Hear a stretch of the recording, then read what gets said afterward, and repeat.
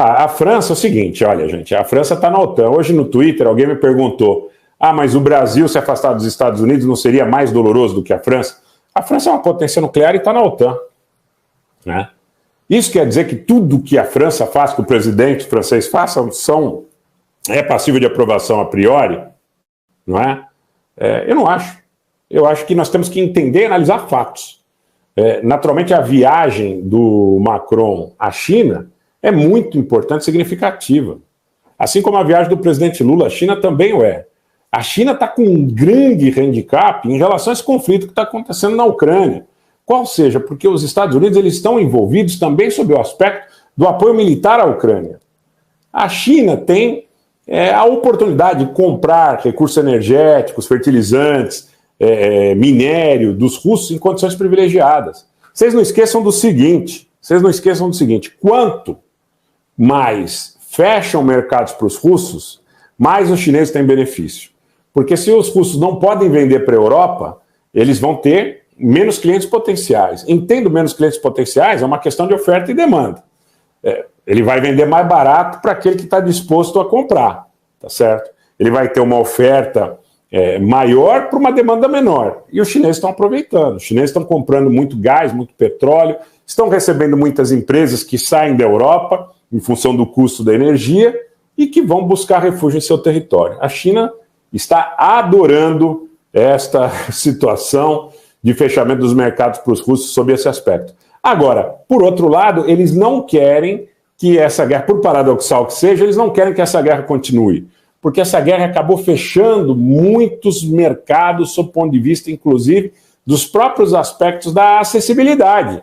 Os chineses estavam mostrando aí ao mundo as suas capacidades nas suas relações, por exemplo, no estabelecimento de centros de distribuição no norte da Itália, em Milão, por exemplo, quem conhece sabe. Eu mesmo vi centros de distribuição chineses em Milão gigantescos, sofisticadíssimos, novíssimos, né?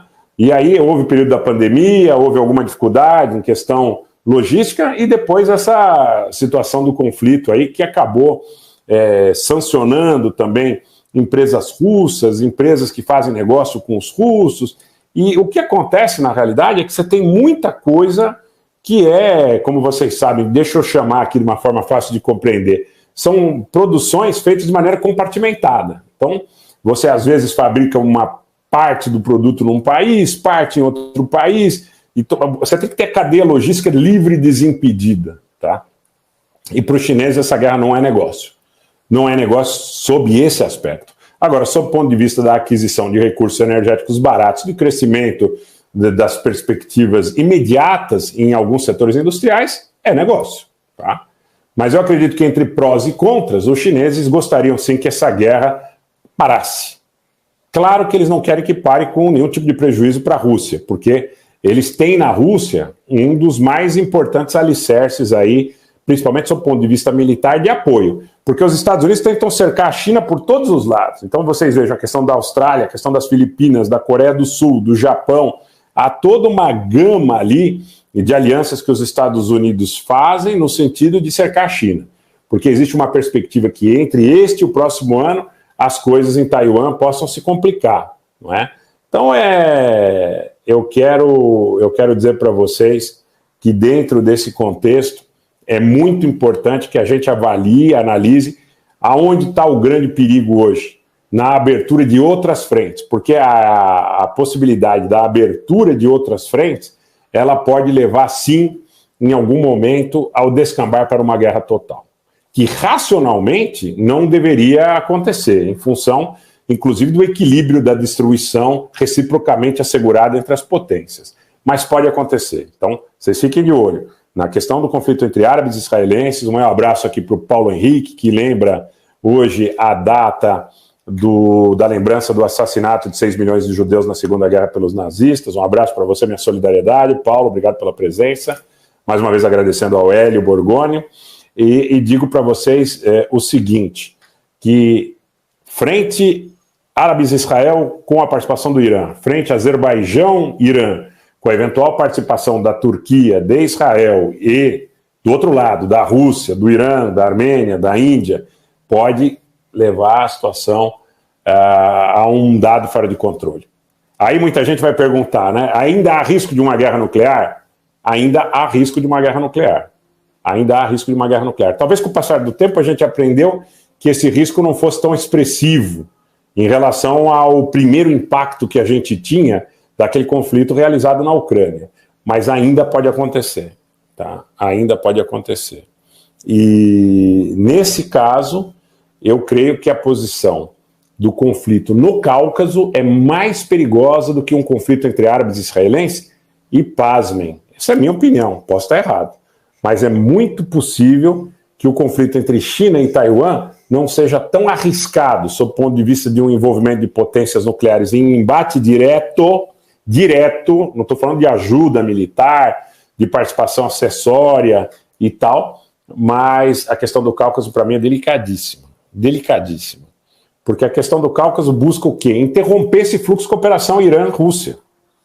Hoje, aquela aliança sino-russa é uma aliança sino-iraniana-russa. Né? E, claro, para a OTAN, é praticamente imprescindível quebrar esse elo entre a Rússia e o Irã. A Rússia tenta conservar a sua relação com o Azerbaijão, tenta conservar por seus interesses estratégicos e tenta conservar pelos interesses de setores ligados à finança oligopolista, aos setores de petróleo e gás e tudo mais.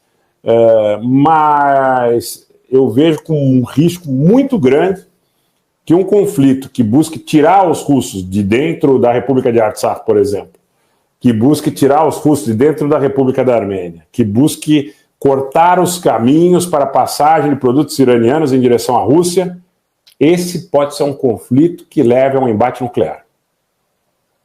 Não apenas pela posição estratégica do Cáucaso em relação ao Belt and Road, em relação ao corredor norte-sul-sul-norte e suas variáveis, inclusive de rota ferroviária em direção a São Petersburgo, de rota marítima em direção à Europa, via Mar Negro, por intermédio dos portos georgianos, né? Dos portos da Índia para os portos do Irã, passando por via rodoviária na Armênia, para a Geórgia, em direção ao norte, e aí fazendo uma inflexão ao oeste, em direção à Bulgária, em direção à Grécia, em direção à Europa. Você tem esse risco de conflito no Cáucaso, é um risco de conflito muito sério e muito expressivo. Por outra parte, o ditador do Azerbaijão, Aliyev, ele me parece absolutamente fora do controle do seu país. Por quê? Porque ele recebeu muito apoio de Israel e da Turquia para a agressão em 2020. E agora ele está sendo cobrado. Por que ele está sendo cobrado? Porque tanto a Turquia como Israel, cada um com os seus interesses, tem um interesse em promover um certo constrangimento em relação ao Irã, ainda mais depois que o Irã passou a ser um país aceitável, não só para a China, mas para a Arábia Saudita.